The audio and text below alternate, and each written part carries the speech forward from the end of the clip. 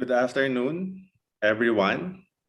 And our activities continue with this UGAT conference. And it's my pleasure to join you today to introduce our newly launched book from Ateneo de Manila Press entitled Drugs and Philippine Society. I'm Gideon Lasco, and I have had the privilege to serve as the editor of this book, curating different perspectives about a topic that remains at the forefront of our public discourse today. And of course, I refer to none other than drugs. We know how drugs have been politicized over the past few years, but the question is, what can the different social sciences, including the anthropological perspectives, contribute to looking at this issue of drugs, and how can we approach people who use them? Why are these people even demonized in the first place? So the book itself is a project of a long-standing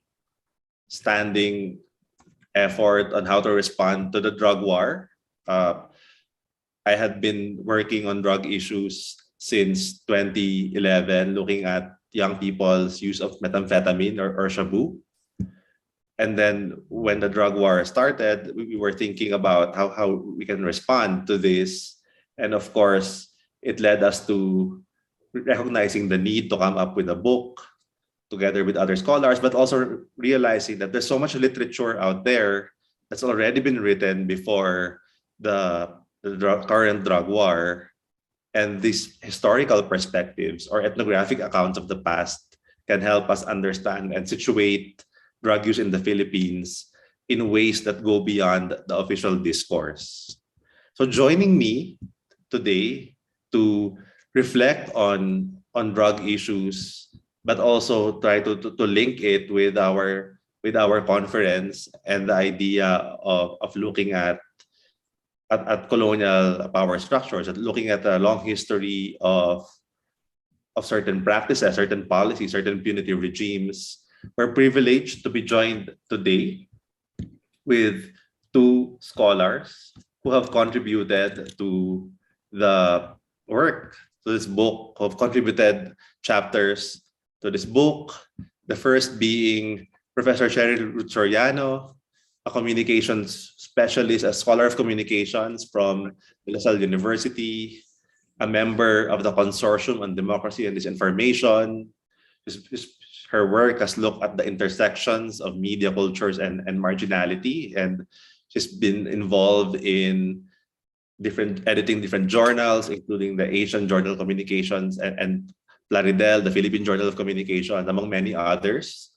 And she's really looked at communications, both the mainstream communications and social media, the rise of social media challenges in the past few years.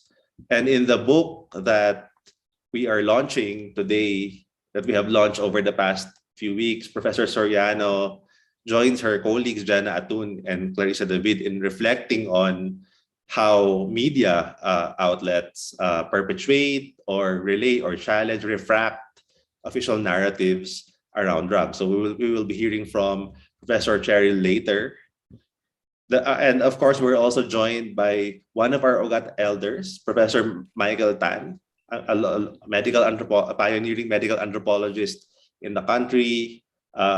He can be introduced in so many ways because of all he's done in the academe and in scholarship. But I want to just concentrate on the fact that Professor Tan was my mentor and colleague in the Department of Anthropology, has been looking at drug issues since at least the early 90s, or even before the early 90s, looking at how different regimes have constructed, have politicized and acted upon not just illegal drugs, but pharmaceuticals more broadly. And in fact, his PhD dissertation was all about pharmaceuticals in the Philippines. So Professor Tan wrote two chapters in the book. One is a reprint of his article in the 1990s that looks at drugs from that vantage point, looking at cough syrups, looking at how drugs were constructed at the time, politically and socially. And he also contributes a chapter that reflects on what has happened since then. So we are really privileged, and this is a conversation, and we invite you to be part of this as well. Feel free to throw in some of your questions. So Professor Cheryl, welcome to our panel, and Sir Mike, good afternoon po. Hello, good afternoon. So maybe we'll begin with just asking the two of you to share some of your initial impressions about, or maybe you can give us some insight about your chapter, just to introduce it very briefly. What do you think are the highlights of your chapters in the book and how it speaks to our time today? Maybe we can start with Cheryl on your chapter in the book. Thank you.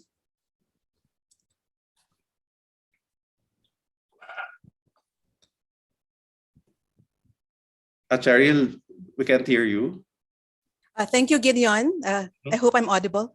Yeah, Yes. Thank you, and also for putting together this important collection. So what I'll do is I'll just read a short excerpt from the chapter and then talk around what the chapter is about. So, alongside the dead bodies are handwritten cardboard signs placed on top or side of them. The presence of a signboard suggests these bodies are meant to be seen, their deaths and the warnings meant to be witnessed. The signs usually bear the message, pusher ako, susunod na kayo, or some variation of it. A close reading of the signage appearing in the news clips shows that these are written in the first person and are framed not as accusations against the murderer, but as admissions of guilt by the dead. When reporters arrive on scene, their interpretation is likely shaped by the sign. None of the television news reports analyzed for the study raised a question on who placed the signs or how and why the signs are written in the first person. In one testimony captured by a report, the police interviewed claimed that the dead suspect has clearly admitted fault because, as he testifies, you have seen the signage. They have already admitted to their guilt. Close quote. The reporter does not question the absurdity of the statement, how the dead could have written what was on the cardboard. Does the reporter assume that the victim wrote the sign to publicly admit being a pusher? As if steered by the signage, the reporter appears to recognize the victim as a suspected user or pusher, instantaneously connects the crime with drugs, providing little interrogation of the victim's guilt as a drug personality into question, nor raise questions about why they were killed. Victims were discussed as objects in a narrative, as killings of men who were involved with drugs, almost always identified by people of state authority, such as police or village officials. The reporter, gazing at the spectacle of the dead body, appears constrained to display empathy, nor raise critical questions about the circumstances of the deaths. So when we started to conduct the study, we were struck by the level of support towards the government's campaign. And as media and comms researchers, we were naturally drawn to understand media's potential role in this. And so the chapter focuses on examining the Philippine government's anti-drug campaign and the deaths resulting from them and how these were depicted by the media to the public during the height of the campaign. And we focused on a close reading of primetime television news stories to extract dominant frames and narratives, particularly looking at the general structure of the reports, who were interviewed to bring light to what was happening, et cetera, et cetera. So we also looked at the role of power, how it manifests in presences and absences in the news report. And also the element of voice, again, who is privileged to be interviewed to bring light to what was happening in the scene. So we come up with one key argument that the television news reports were crystallizing the official narrative in two ways. The selection of key sources that tended to privilege state authorities such as the police and local village officials who were generally interviewed and turned out to be confirming the guilt of the dead following the signages. And second, the way the news report is driven by event-driven narrative tropes, which we imply the use of the traditional just the facts norms in reporting crime or in crime reporting, using 4 Ws and 1 H, and often with neutral voice where the reporter minimizes interpretations or judgment of a scene. So overall, we reflect on the implications of this in the chapter, but also the structural and organizational challenges within media organizations and crime reporting specifically. So in short, we argue that the combo of an event-driven style reporting and also privileging of state sources for the kinds of killings that are particularly state-led had appeared to have been represented alongside regular murders and crimes. And we pointed out, I guess, in closing that in the chapter, that the media has the power through mass reporting to facilitate witnessing and understanding by broad audiences of events and occurrences that are often seen by the public only through a reporter's story. So it implies the importance of media to be reflective and conscientious about how they report on crime, but also especially when this is connected to larger scale state-led programs and policies. Thank you.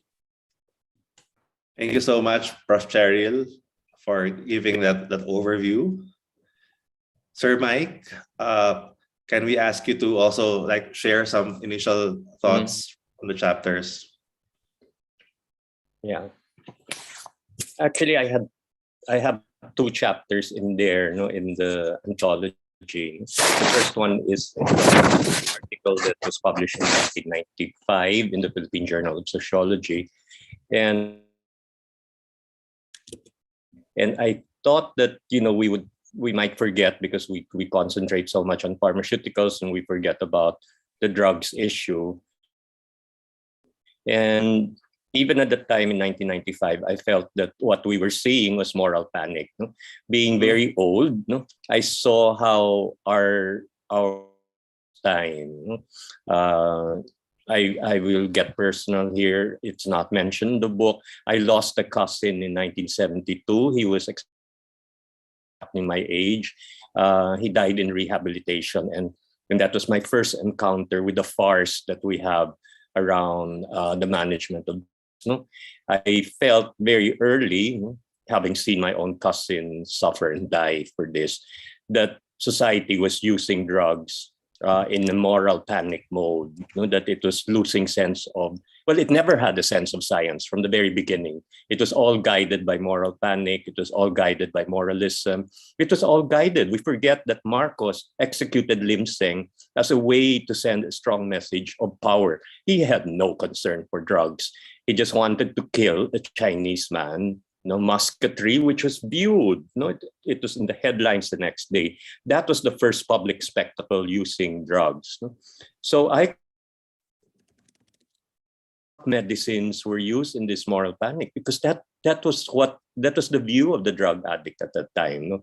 And these were poor kids who were in rugby and cough and cold preparations. But it showed how very unscientific it was, the whole drugs issue. That there were certainly other drugs that were very dangerous, tranquilizers and sedatives, and I do mention it as well. But I wanted to emphasize the moral panic aspect.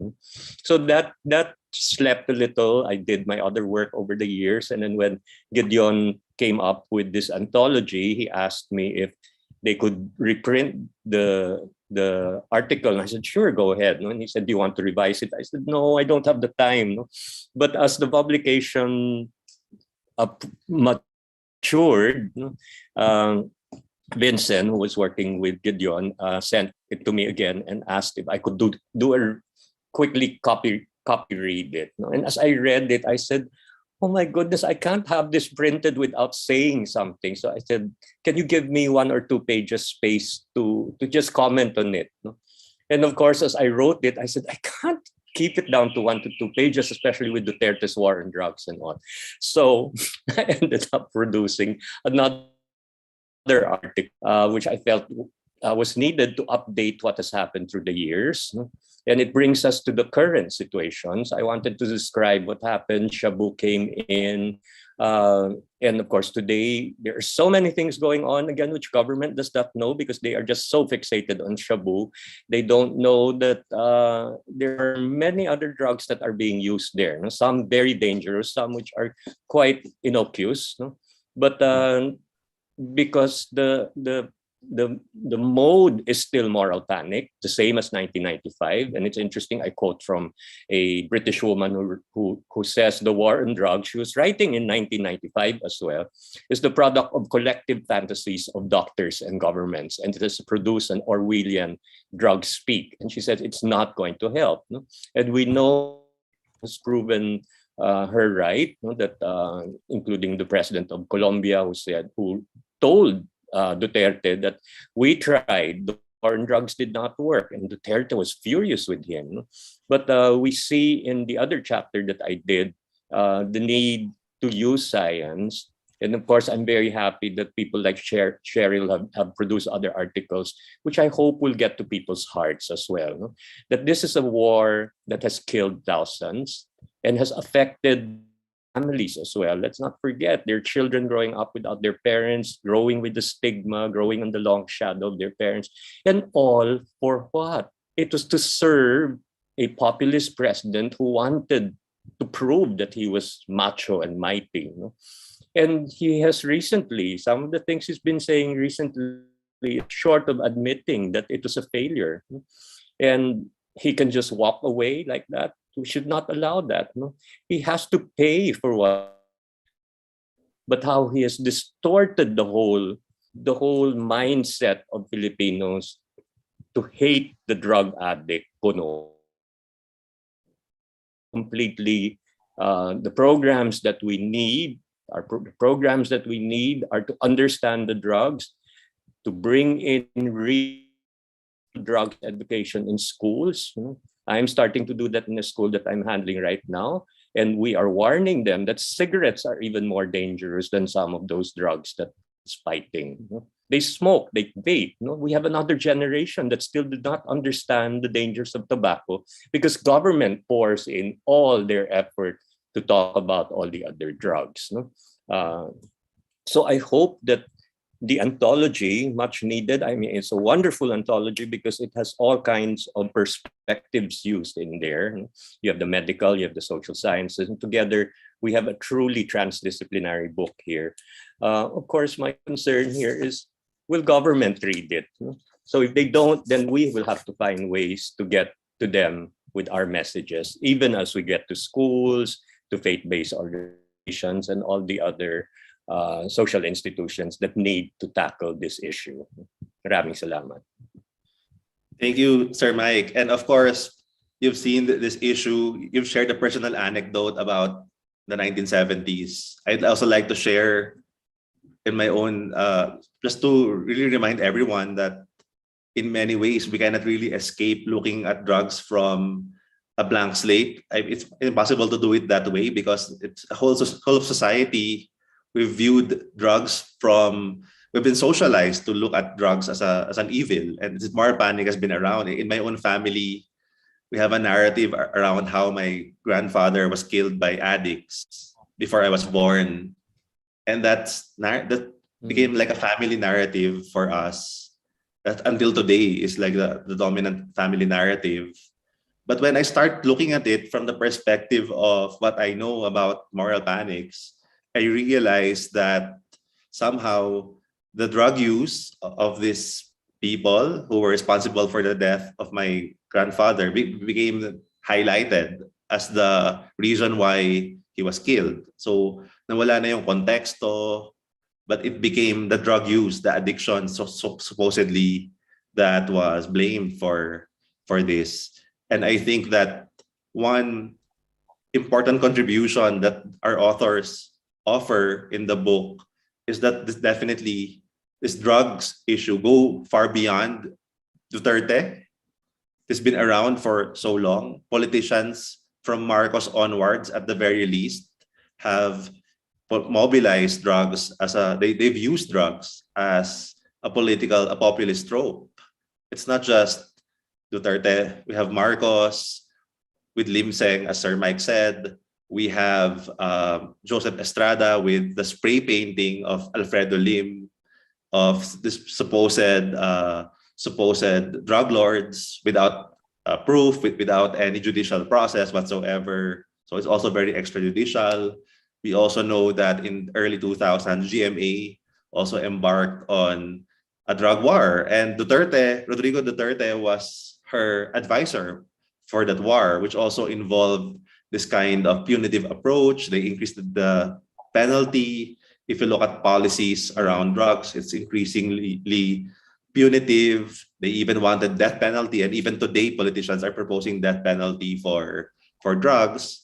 But at the same time, it's not just politicians alone who are involved in this, but as the work of Cheryl, Professor Cheryl and her colleagues show, it's mediated by different actors. I think Sir Mike also referenced how doctors were also involved in producing this very medicalized way of looking at drugs. And of course, our other authors in the book also point to different perspectives: religion by Jael Cornelio, the police perspectives. Mary Racelis, who is, I think, with us today, also wrote a chapter on how community organizers and people's organizations respond to drug issues. So it's really much more than just some president declaring a drug war, although it's obviously germane to what's happening today. But also, one thing that the chapters in the book from Professor Zarco and the chapter of Sir Mike remind us, this is more than methamphetamine. And in fact, anthropologists would argue that all kinds of psychoactive substances have been around with us for so long, including alcohol, caffeine. I'm even right now looking for coffee because it's very late here. And I mean, all over the world, people use drugs, but it's just a matter of defining which drugs are legal, which are prescribed, which are vilified, which are subject to death and killings, which are to be glorified even. And I think it's very important to establish that anthropological insight about how people use chemicals as anthropologists like Anita Hardon, who was my supervisor and has worked with us around these issues, would say. So can I ask our authors, in terms of the development of this research, these both different researches were embarked on in very different contexts. So and 2016 really gave rise to a lot of researches around drugs, but some people were also hesitant to look at this topic precisely because of its political nature. So Professor Cheryl, can you share with us some of your recollections of how did you end up really studying this particular aspect of communications, in particular looking at how drugs are communicated? Yes. So thanks, Gideon. So again, as comms and media researchers, we were initially struck, initially observing how the deaths that were happening in relation to the drug war was being reported in the media, especially prime time. But secondary to that, I believe my colleagues who were initially putting together a database were also concerned that the realities, number of deaths, the circumstances of the deaths were only coming from police reports. So that initially prodded them to put together a database from the media about those were the people who were really on the ground, to be able to put together who were being killed, where exactly. So just so that we could have a comparative data in comparison to what the police were giving. But given that that database was already there, so my scholars tapped me, "Oh, Cheryl, we have this database. We have all those videos that we could look more closely at." And so from that pool, around 3,000 television primetime clips, I think, we took a smaller sample to do a close reading on, particularly zoom in on the narratives and how the media were reporting those stories, so which was as I described earlier. But I think in relation to your discussions earlier and the directions beyond it, what we realized is perhaps that the way that the character of the media reporting about the drug war and the deaths resulting from that could be rooted more broadly from how the media understands drugs, even prior to Duterte, drugs and drug use. And so we've prodded our students, go ahead and look beyond this time period and to look at how the media has historically represented drugs and drug use. So I think I'll stop there first, Gideon. Thank you, Sherry. In fact, it's good for you to bring this up, because especially now that we're doing this in an anthropology conference, there's a lot of interest from anthropologists about engaging other methods as well to complement their ethnography. So I think that the methodological collaboration here of looking at ethnographic methods, but also looking at, right now, there's so much material out there that require really multidisciplinary collaboration.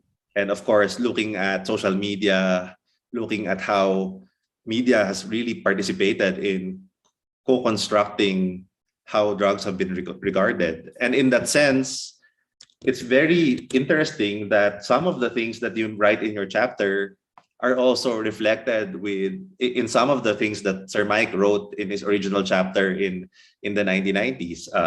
I quote from Sir Mike's chapter that sabi niya dito na what is happening is drug addiction and the use of bawal na gamot becomes synonymous with all forms of deviance, from transvestism to kidnapping.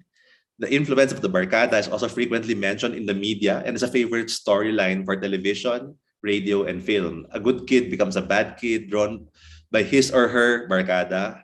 The discourse on drug addiction is therefore a discourse on the perils of youth and adolescence. It's a daily morality play on the media. So it's very interesting, I think, that there's a continuity to what's going on. So do you have some, Sir Mike, can you reflect with us on what has changed and what has not changed since you wrote these words for PSR back in the 1990s?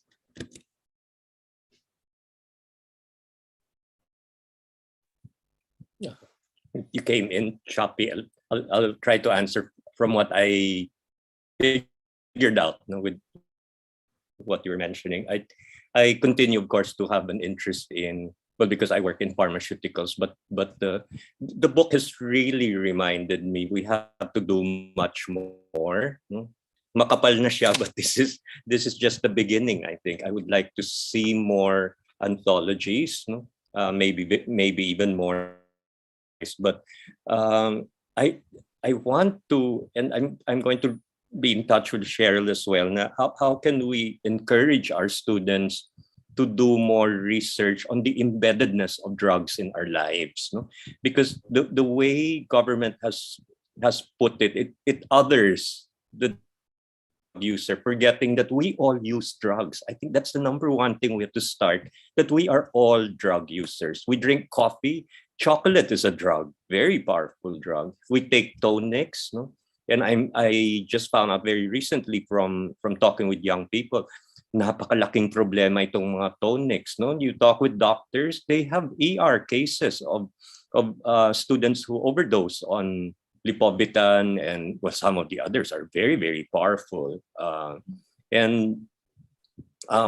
Young people have to realize that it's there and that they're used not just to keep awake. There are many things there. You know what? I was so shocked with someone told me that he takes the tonics now to stay awake and also para lumakas ang loob niya para mag-cheating sa exam. Can you imagine that?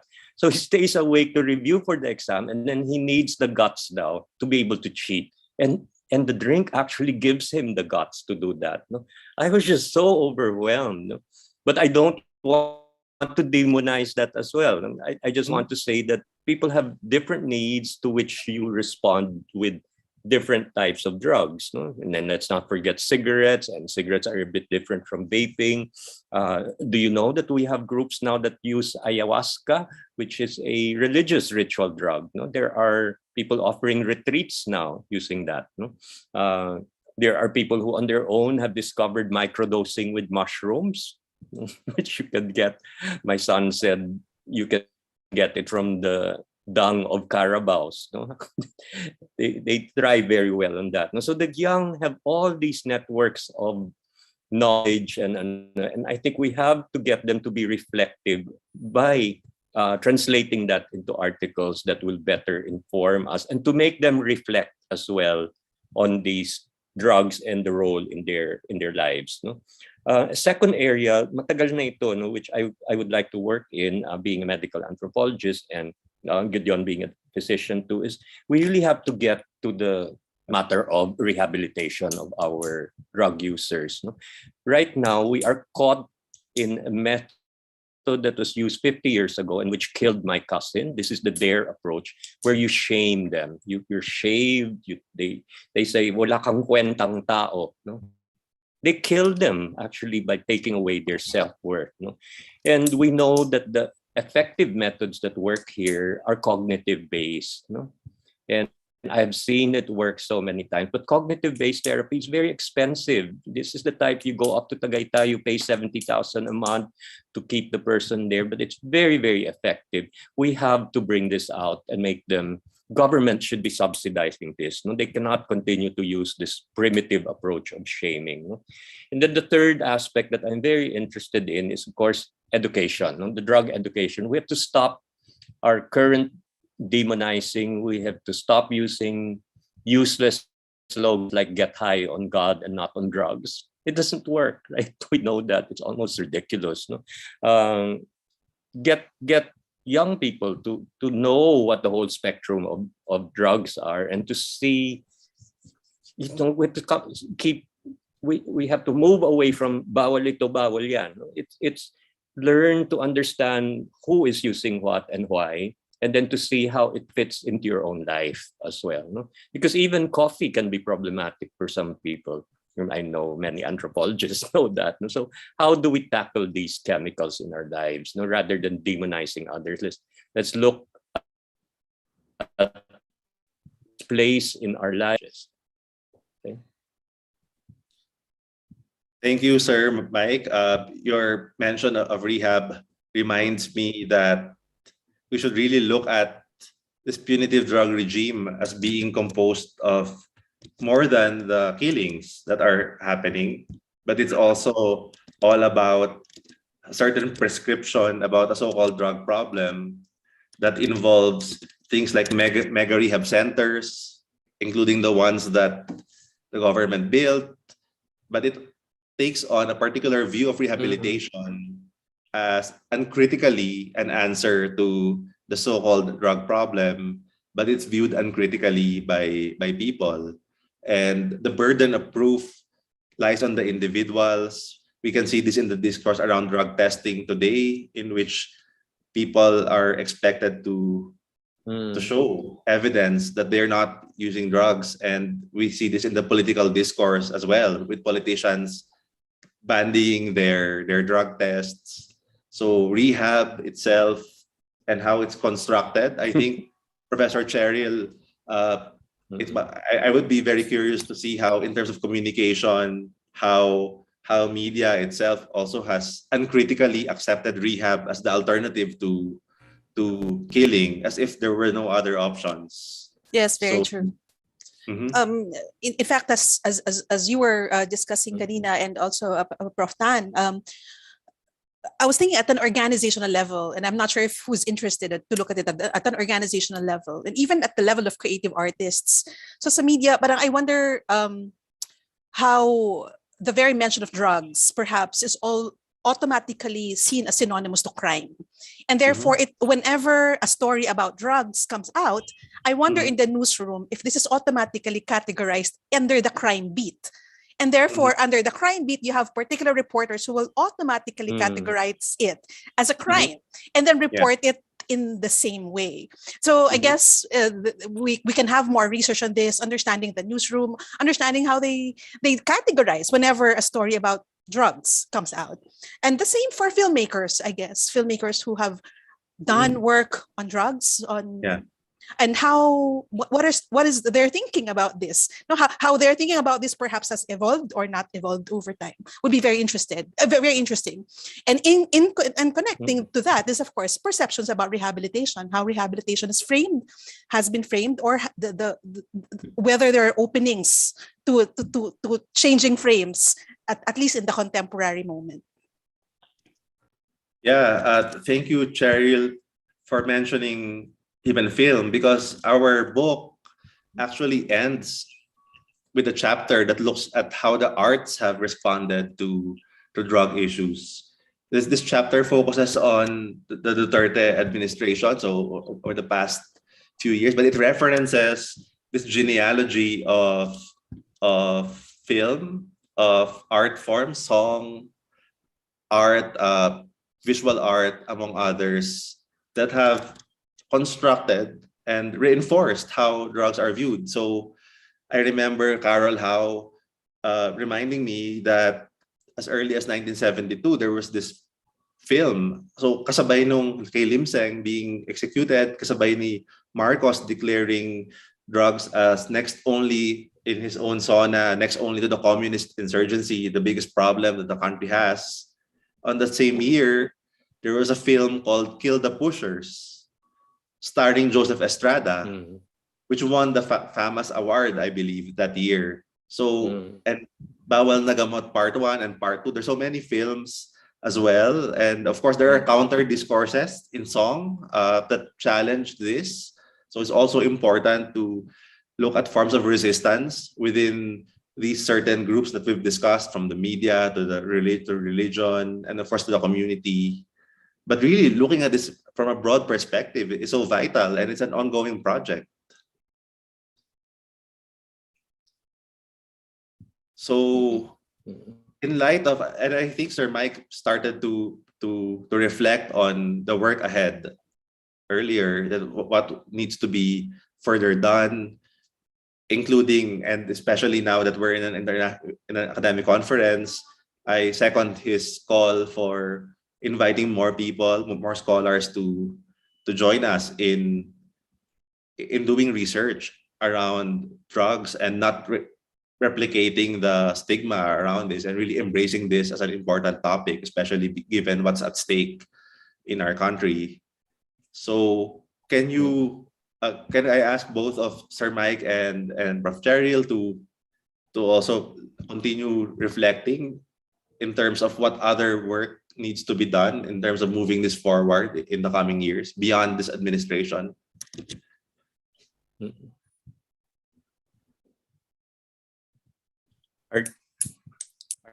Are you administration next year?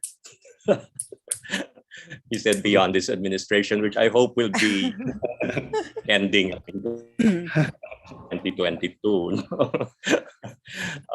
Seriously though, have you noticed, kanina we forgot completely as well, but this ridiculous, that's the other thing that not mentioned, the drug testing thing. For years and years, we had to pay for drug testing. From year one, I already wrote about it. Drug testing is useless, because if you understand how drug testing works, it can detect residues only for a few days after you use it. Okay, but they insisted, and I suspect someone was getting a cut there from all the drug testing laboratories. So we did that for how many years? It doesn't help pala eh. So let's stop it. No, it's horrible when you think about it. It's like the war on drugs too. No, na parang, well, let's give it a try. I actually heard that from relatives. No, ang Filipino kasi, that's the other thing. The ideological basis there, no, is based on the idea, pasaway ang Pilipino, kailangan patayin o ano. No? So same thing with drug testing, the surveillance thing. And in the end, LTO withdrew, and I said, my goodness, they collected money from all of us every year, and then it really was useless. And we said that from the beginning. No? But look at it coming back now. And it's used in another scenario where Duterte accuses Marcos Jr. Of using cocaine, right? And then what's his response? He said, I took a test and I'm negative. No? And my goodness, no? Again, because the country was fooled into believing the drug test can detect it. You just needed to keep off it for a few days, and you're not going to be able to detect it, right? But suddenly the test is your mark, to say that you are clean. And that kind of nonsense has to be exposed as well. No? But culturally, it's part of a whole, and which has distracted us away from the important points. No? I still have one more advocacy here. No? My problem always with the war on drugs is that it demonizes certain chemicals, no? At the expense of our neglecting. For example, alcohol is a big problem in the Philippines, and we better start recognizing that. Liver cirrhosis is up there, and no one ever talks about why cirrhosis is such a main killer in the Philippines. We see it all the time. You walk through the streets, you see men drinking basyon ang kanilang beer, and they are proud that they are binging because it is a sign of machismo, that we to recognize that these alcoholics are, oh my God, and I'm sorry the way I said it, but people who are dependent on alcohol, the effects on themselves and on their families. Now, I do not want to repeat what we are doing to the so-called other drug addicts, but we lack programs for our alcohol dependence, and we do not, and we are again not scientific in here. I am happy to have, I have met people who tell me out and they'll say, sorry, Sir Mike, I will not take alcohol tonight because it runs in our family. And I have said I will not endanger my children. I said, my God, we need people like them to talk about how they're dealing with their issues, and not in the other type of thing. That we have to recognize we have them in our families, we have them among our loved ones. And the way to go is to talk more about it and to see how we can share experiences to tackle the issues, right? Again, hindi yan pinag-usapan. Alcohol is not a drug, right? As far as the people are concerned. Thank you, Sir Mike. And indeed, if we are to really insist on broadening our view of what counts as a drug and refuse to be bound by how politicians frame it or how legal instruments frame it, then we will be more useful to people. We'll be able to address different needs and different practices in a way that won't happen if we uncritically embrace what's being foisted upon us na ito yung mga problema. Shabu is a problem, but we don't talk about other things, even including, I would just add also among children, we have solvents, we have yung mga tinatawag nila ng mga rugby boys. There's been very little research on that. I've encountered one work on South Asia, I think India, where they did a study on how to explain, how to make sense of why these are used. And of course, it also enters the space of this notion of pantawid gutom, how people look at drugs, including shabu, as substances that stave off hunger. And we cannot underestimate these effects of drugs, making people stay awake longer, removing hunger, making them feel disinhibited in different things. So an ethnographic grounding on these substances will definitely allow us to address these realities. So, Prof. Cheryl, what about you? What's on your mind now in terms of whether or not, diba, para I mentioned na beyond this administration, but whatever happens, what do you think needs to be done in terms of research? So I guess all of us, we've been interested in understanding the dominant discourses around drugs, and also more importantly, to understand the why. No, parang why those discourses, and what brings about those discourses. So I guess kanina I was mentioning the macro, parang how it connects to the bigger campaign on drugs, and then the meso, yung at the level of media organizations na trying to understand it, that how they organize themselves, and that and the very organizational structures of media institutions contribute to the constructions of such discourses. Pero I totally agree with Mike about the micro part in terms of what we say to each other about drugs. So I also do a lot. We also do a lot of research on the ground, and they are very common sabihin, addict ka, o kaya drugs pa more. You know, the use of these terms colloquially, I think, is so important. How they are brought onto social media, how they are brought onto television as well. So all these cascade, I think all these three connect, diba? So I guess important yun nakita how our interpersonal communication, how are the communication processes on the everyday level construct these discourses about drugs, and how those everyday discourses would show to us how people distinguish the quote unquote construction of illegal versus legal, acceptable versus not permissible, dangerous and less dangerous, etc., etc. Thank you, Prof. Cheryl. Indeed, the why is so central to the question of how we can move forward to address this, because if we don't fully understand where people's perceptions are coming from, it will be very difficult to challenge them. So I guess it's really an ongoing project of interrogating, not just at the political level, but also at the micro level, as you say, where these ideas come from and how they are perpetuated. I find it interesting based on what you said, that if you look at the discourses around this accusation of cocaine use by a presidential candidate, if you look at social media reactions to them, and even the reactions of presidential candidates, na iparehab na yan, ipakulong na yan. So we see the conflation here of course, political views and political partisanship, but embedded even in these everyday figurations of drugs in our society, we see how people's biases about drugs are embedded and how drug use is really stigmatized in the country until now, which makes it very hard for people to talk about it in ways that are productive. So, and I see here Prof. Joe Tondo commenting about how the UST Social Research Center has actually collaborated on the topic of use of drugs, and they found that it's really cultural, the stigma.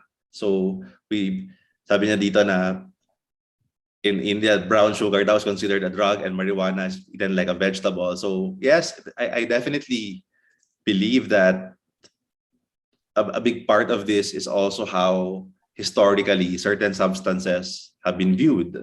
In many parts of the world, coca leaf is illegal, but in Peru, Bolivia, Ecuador, you can drink coca like a tea. And I've tried it myself. They tell me it's good for altitude sickness, so they recommend it for tourists, for mountaineers to take coca, and they've been using it for a long time. So I think the important thing to look here as this movement called harm reduction is pushing for is to focus not so much on the substances themselves, but the harms that are associated with not just the substances per se, but the policies that are being used to deal with them. So since I also mentioned yung elections, do our authors have any thoughts about how our book and how your specific chapter can lead to kasi parang we see drugs emerging as an election issue. We see interest from politicians, candidates are being asked about what they will do to the issue of drugs. Will they continue the drug war or whatever? So in light of your research and your own insights, what kinds of policy implications or recommendations can you offer based on your work? Maybe we can start again with Sir Mike.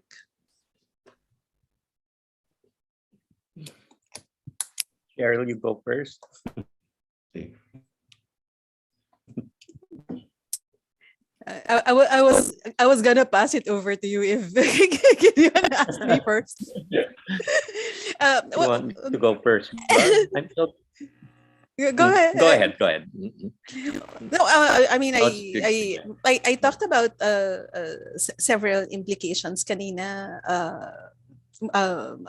Moving forward, I guess at the kasi nga, diba, we are the focus of our research is really on comms and media. And when we think about policy, we think about policy in terms of how we can improve the way the media and comms institutions can contribute to better understanding of discourses around drugs.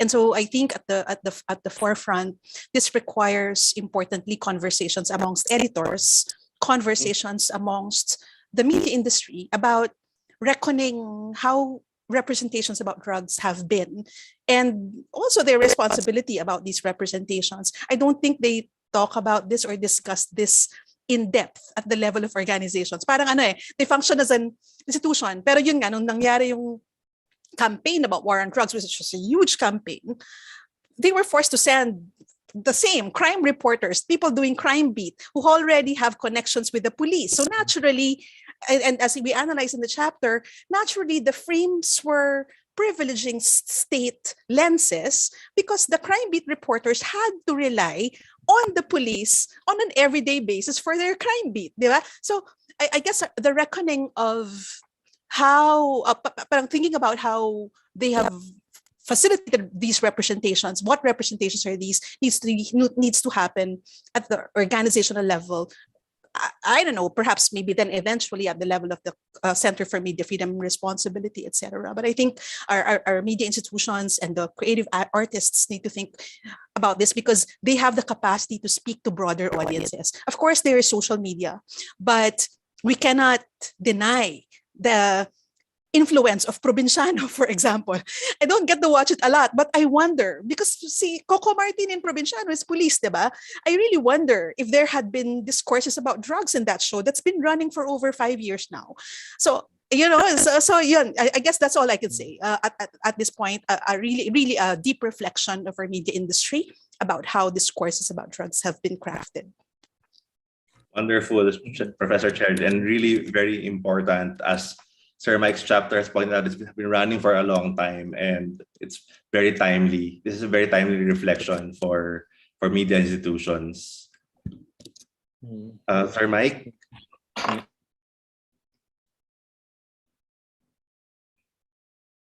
Longest running teledrama in the Philippines is really this whole drugs thing.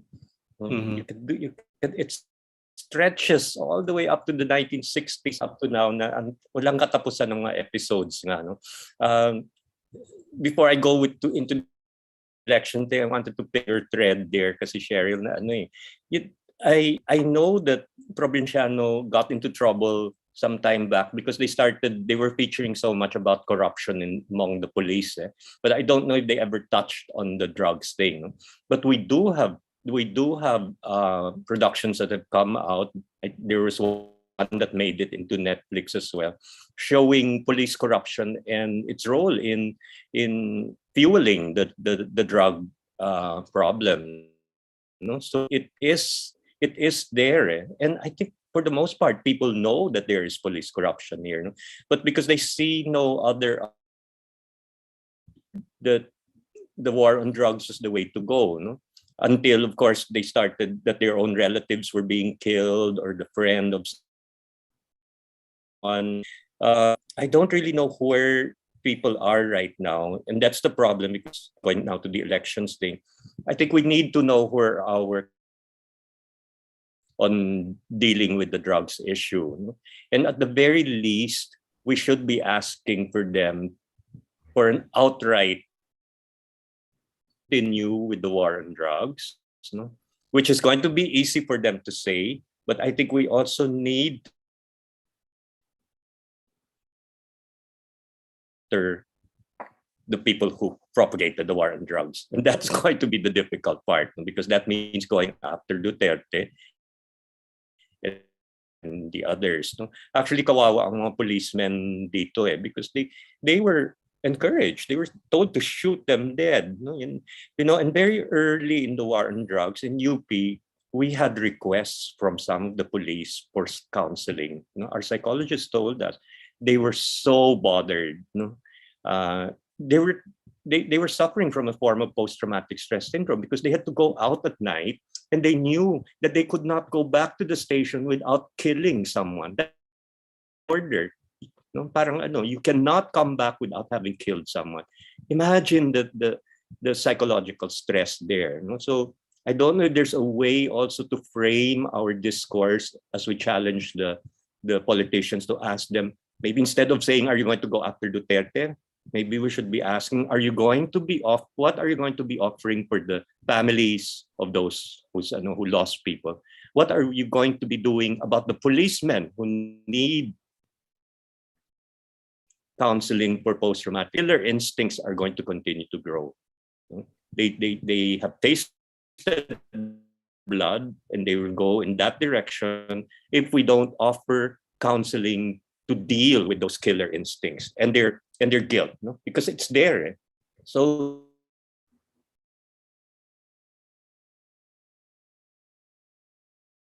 I have not seen interviews with the policemen. They're not going to be interviewed at this point, but maybe we will come to the time when they will start to speak out.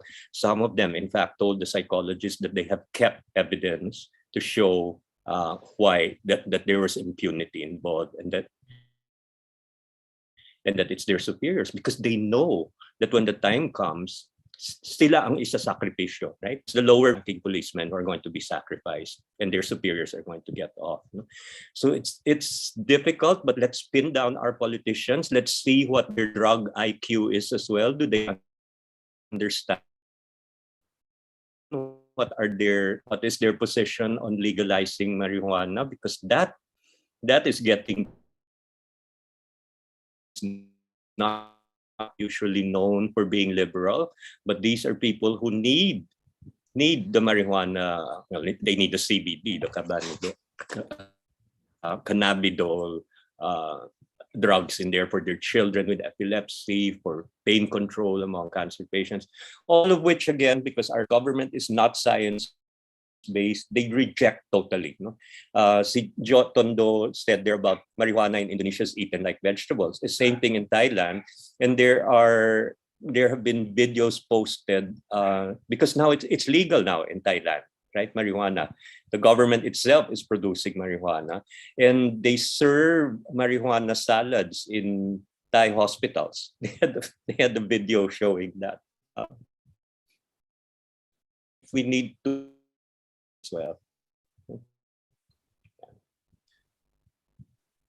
In that sense that Sir Mike mentioned, the cannabis, it's very interesting that in our book, we have a chapter on the cannabis movement in the Philippines by Nex Bengson. And interestingly, some of these cannabis discourses in the Philippines sought to distance. So cannabis was constructed as a different order, as a different kind of drug that's not related to shabu. It's not like shabu. It's not like cocaine. So it should be legalized. So really, I think another takeaway from the book and also from this discussion is the need to really accord complexity in specific kinds of drugs and the specific and particular kinds of discourses that surround particular drugs. So marijuana, as we know, is not viewed as shabu is viewed by the government. Shabu has really been the target of exceptionalism. Even Duterte has spoken about how shabu is especially dangerous because it destroys the brain and hindi na daw pwedeng ma-rehab if it's particularly shabu. So looking at how drugs are not just a generic term, but how particular drugs are discussed in different ways and also dealt with in different ways is fascinating.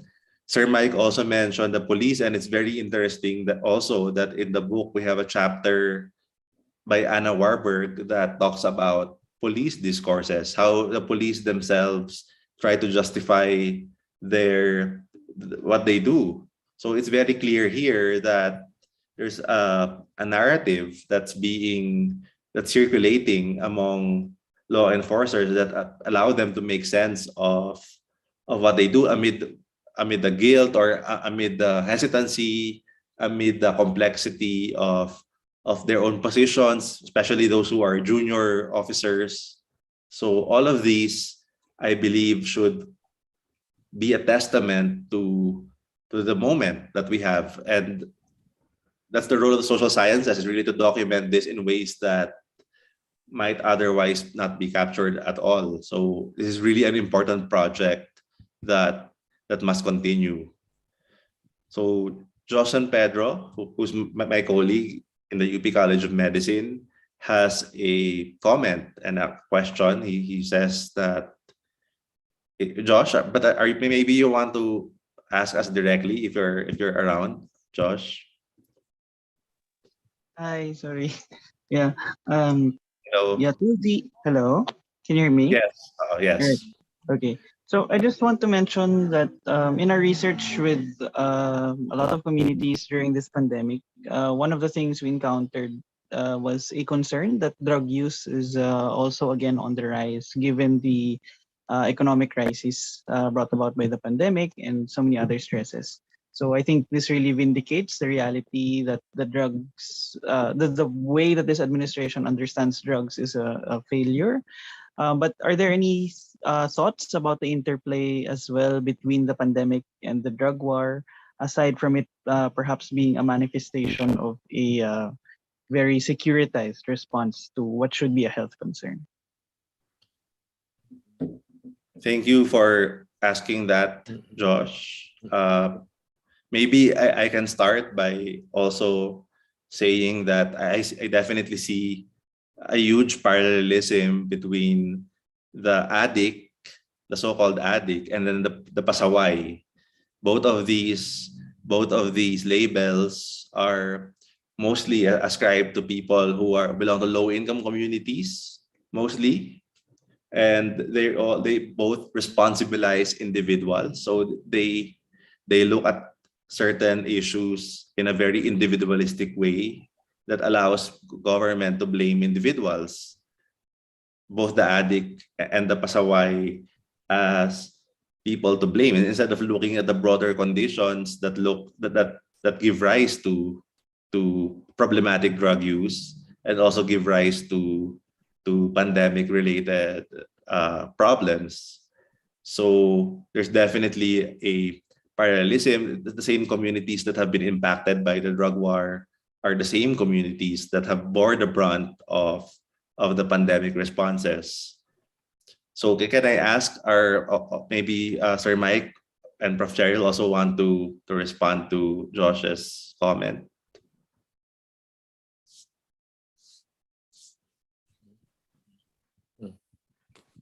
I haven't seen or heard too much about the drugs issue during the pandemic, so I would not be able to comment. No? But I agree with what you said. Also, the language of the pasaway and the language of the addicts, the two terms are used almost interchangeably. No? There's a lot of not just victim blaming, but it weaponizes the words to allow the state to intervene. I mean, where else do you have such a military approach? No, we take it as normal, but as Gideon has told me in several of his emails, because he's been outside of the Philippines now, a lot of the things we take for granted here are really weird when you're outside. No, men in camouflage uniforms with long arms going up the bus, no, and the shields and everything. It's very surreal, no, the situation we have here. But the relationship to the drugs thing, I'm afraid I have lost touch. Maybe I should be asking when I visit the urban poor communities how the drug situation is. Cheryl, maybe. I agree with both of you. I guess it points out to the fact that the killings were pointless. And from our perspective, who have watched how the killings were represented as if depicted as a necessary consequence of a public safety policy. And then we see that with an economic crisis, it just goes back, tells us that, the rootedness of the problem is really much more complex, huge. And so, yeah, for me, I guess the sum of it is that it shows that the killings were pointless. But unfortunately, I guess it's also pertinent to highlight that continually, because we feel that the implications of those deaths have kind of died down after a while. So I guess it's imperative to continually interrogate the implications of those deaths. Thank you, Prof. Cheryl. Indeed, I appreciate what you're saying, that from a communications perspective, there's also the tendency of things to be diluted in newsworthiness when they become so repeated, including the killing. So a second Kian de los Santos would not have the same impact, and thus the role, I suppose, of scholars is also to be there to continually raise this issue, to work with other sectors to continually bring this up, because otherwise there's a tendency to fade away. And also, in response to Josh about the pandemic's impacts, although this is not included in the book yet, as you know, the process of making a book takes a while, and inabot na kami ng pandemic. I was able to insert some snippets of what's going on in the introduction in the book. So we mentioned the effects of the pandemic. But in our ongoing research, Vincent Yu, who has been, as an author in the book and also the editorial assistant, has been interviewing in people who use drugs in the context of sex, so chemsex. And many of our participants in the study actually mentioned that they're resorting to drugs as a way of coping with the mental stressors of the pandemic. The mental health issue cannot be disentangled from drug use, but in ways that people don't necessarily recognize. That in the same way that people take medications, people also resort to certain drugs to feel good, and that's something that we cannot underestimate or simply dismiss or even stigmatize. Prof. Mary Roselis shares that in the community she interviewed, drug use is a problem for them. So instead of, and I agree, and I think Mary speaks to this in her chapter, that the paradigm is really very disempowering, that instead of looking at communities as agents or co-leaders in responding to their local problems, they're seen as passive objects. They're seen as sites for intervention, but not as active agents or partners in responding to social issues. And that's also another parallel with the pandemic response, in which I think is very disempowering. Sumunod na lang kayo. You don't even need to know what's in the vaccine. Sumunod na lang kayo. So, okay. So I'd like to invite more questions if you still have some questions from our authors. There's one more that has been sent anonymously to us, asking about how can we as a nation heal from the stigma of drug use. And this question goes on to ask, will decriminalizing drug use really work, or will it just increase the recklessness of drug use and lead to more abuse?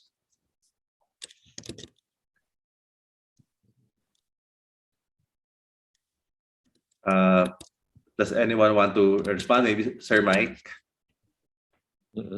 The United Nations Office on Drug Control has so many reports looking at this, and that's UNODC. You can look it up, and it includes leaders, heads of state, who went through this, like the president of Colombia. I think that's the way to go, because we cannot talk in terms of. I mean, it can't be a hypothetical discussion. I always feel we have to actually look at what other countries are doing, and then yes, we would have to calibrate it according to the local situation. But here again, you see, that's what I always hear, especially from doctors, no? Because I teach in medical school. They always say na, ay nako, pag na-legalize yan, abusuhin ng Pilipino. Ang Pilipino, ganun eh. You see that we keep laughing that you can't trust Philippines to handle a situation. No? And yet people don't understand, when we say we decriminalize, we are not saying that you can buy it from the sari-sari store, right? You're talking about all kinds of regulations that go into it. No? For example, in Thailand, the government decided that they would be the ones to produce. I mean, my goodness, no? That one, I would get very nervous. I would not trust our Philippine government to take over marijuana production. No? You don't, in the Philippines, because the problem really is the government. Corruption is just so entrenched that anything they touch doesn't become gold, as you know. It becomes something else. Well, it becomes gold for them. So and always these things go.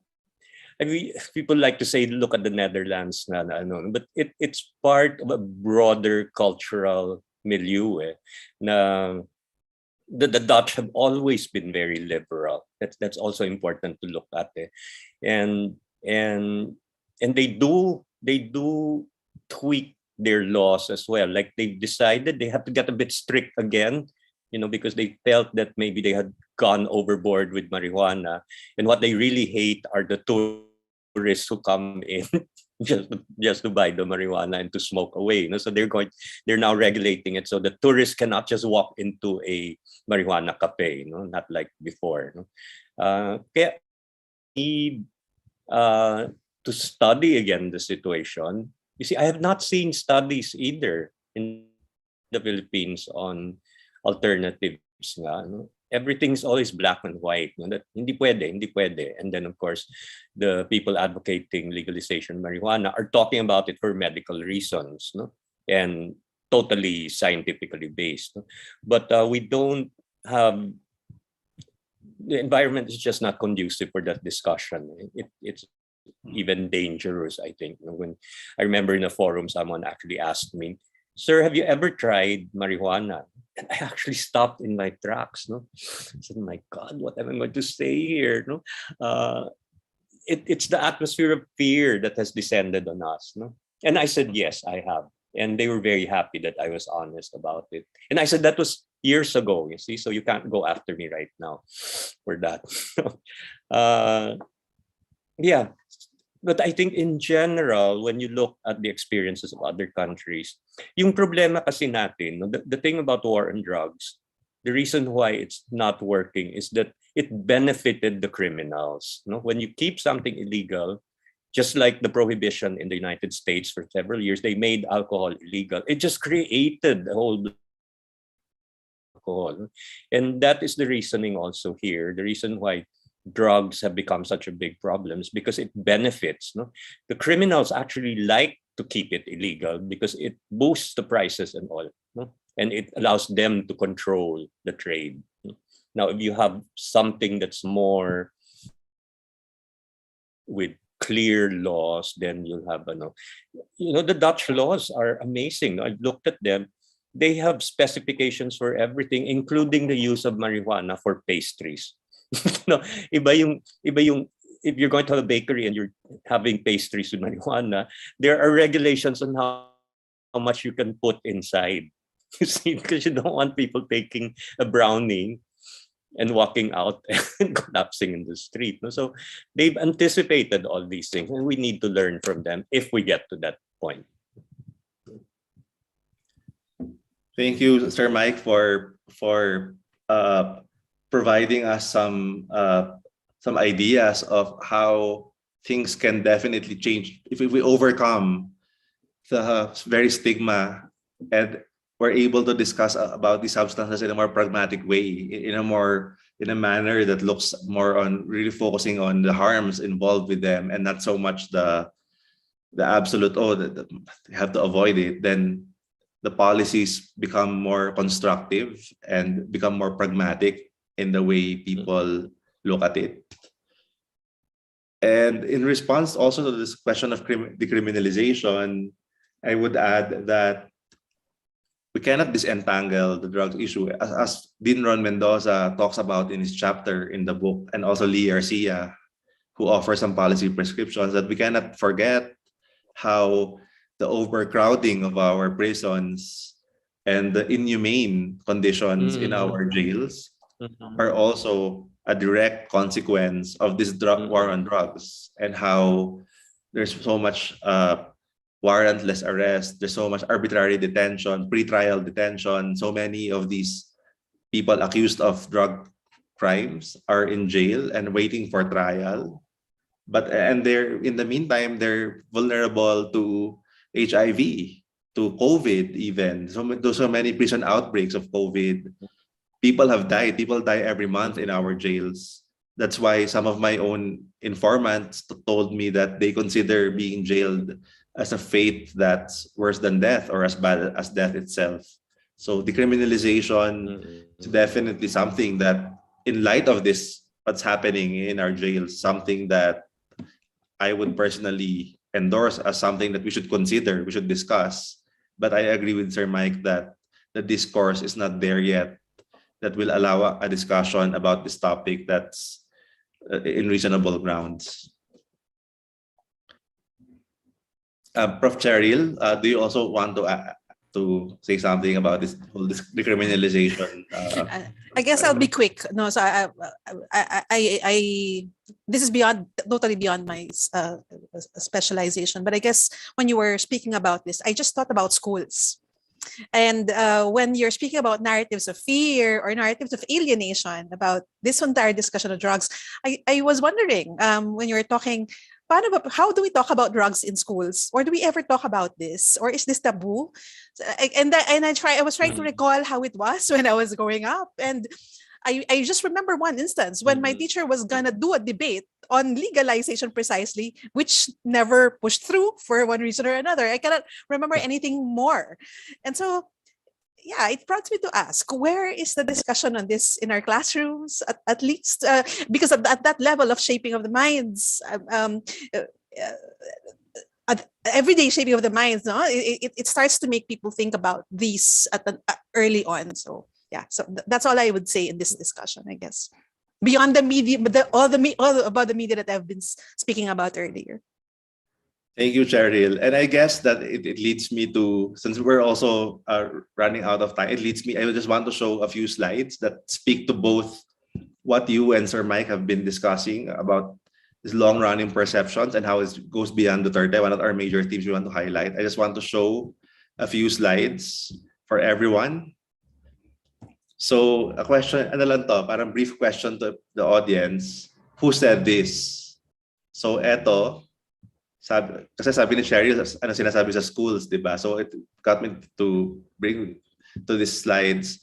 So sabi, illicit drugs are a menace to society. Our country has no future if our children are addicted. It may be necessary to have casualties. If there are deaths, it's normal. So who said this? Taksin Shinawatra. So again, this goes beyond Duterte, it even goes beyond the Philippines. Drug abuse is proven to have damaged the future of the nation in any country. In the long run, it affects the competitiveness progress of the nation. Jokowi of Indonesia. Victory in the war on drugs is good. If there are deaths, it's a small price to pay because over the years, the number of deaths to drugs will surpass this toll. Who said this? The king of Thailand in 2003. Drugs destroy a country, a nation, and a family. We will continue the drive no matter who says what. And it's said by I think the Prime Minister of Bangladesh, Sheikh Hasina. And this one, a country whose youths are physical wrecks, it's hopeless, they're the worst saboteurs. We need the highest punishments. And it was actually the the Catholic bishops of Conference of the Philippines who said this. I think Jail's chapter touches on some of these themes in the book. And finally, it is of common knowledge that drug addicts become useless, if not dangerous members of our society. They turn out to be the living dead. They deserve the maximum penalty, the Supreme Court of the Philippines. So I hope that we can, so ito pa is another, we have no future if our children are addicted to drugs. And ang nagsabi naman nito ay, well, again, Jokowi, so bumalik na tayo. But the point is that these discourses really go far beyond the normal way in which we conceptualize. That's why we need more scholarship. We need more scholars to work on drug issues. And we need to work together with different disciplines if we are to fully interrogate the drug war, understand drug use, and move towards reimagining drug policy in our country. So Daniel comments that this actually goes back to British Malaysia and how there's moral panic of people. I think opium as well. I read a brilliant article on how the opium was constructed in Singapore and Malaysia. So other scholars are looking at this, and I agree that there's so much history, and it even goes back all the way to this colonial. People are speaking of the punitive drug regime as a colonial legacy. So, and I just read an article calling for the decolonization of drug policy. And I believe that it also involves acknowledging how politicians have indigenized these perceptions on drugs and mobilized it for their own purposes. So I think we've answered all the questions, and if you want to learn more, I really encourage you to. Yes, sir. Gideon, Macy has a nice post on the chat. I'm sorry, it was just for me. Macy, is it okay for me to read it? Macy? Yep, okay lang. Macy? Okay lang. Okay lang to read it? Okay. Yes. This is on a light note. No, marijuana and brownies. This is from Macy. Offered the brownie with marijuana. I accepted the brownie but was later so scared to eat it. Hindi ko kinain. Kung bigyan ako ngayon, siguro kakainin ko na. Yes. Yes to that. So yes. Times change. We change. Yes. So I think that I hope, and I really hope that this conversation will continue. I hope that you can help us in really getting more people to do scholarship around drug issues. And of course, the other authors in the book speak to other themes that we only marginally touched on, but are very relevant. The role of local government, for example, perspectives from prisoners, perspectives from the communities, especially those affected the most by the drug war. But before we end this talk, can I hear from our authors one last time for their concluding remarks, or maybe a final message that they want to share with us?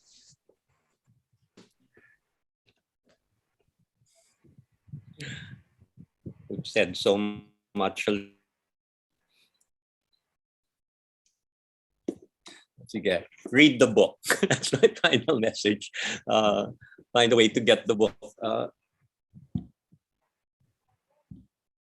That things that have to be said are said in here, and I hope that it will open the way for more conversations and discussions for a more rational approach to the drugs that are in our lives and in the people we love.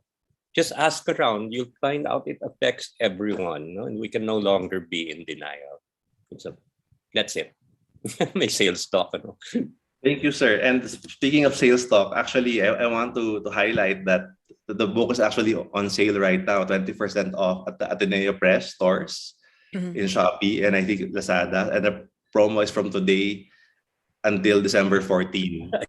So please we encourage this. And of course, we also have a program for students who are doing their theses on drugs, on drug issues. We'll be sending the book to them for free if they can show us that they're working on this as their dissertation or thesis. So the proceeds from the book will in part go to this initiative that we want to provide our students with the book. So if you have some, or if you are doing research, then please feel free to reach out to me for that. Okay, and finally, Prof. Cheryl, your final thought. I'll be quick. As for the book, personally, when I went through some of the chapters and just in the table of contents as well, I was amazed at the weaving of the ideas that will help understand. Like me coming from comms and media, I know a part of it, but I guess the weaving of all these aspects that will help us understand it, at least at this point in time, is fascinating work. So I really hope that people here could share and partake of this important collection that we have now. Thank you. Thank you, Cheryl, and of course, acknowledgement to Ateneo Press for really supporting this project. Ma'am Karina, Almira, Julian, and other people involved. We've received so much support from different people. Even, for example, PSS for allowing the publication of some of the chapter. So credit to everyone who supported this. And thank you to everyone for joining us today. Thank you to Sir Mike and Prof. Cheryl. Maraming salamat po and magandang hapon. Thank you.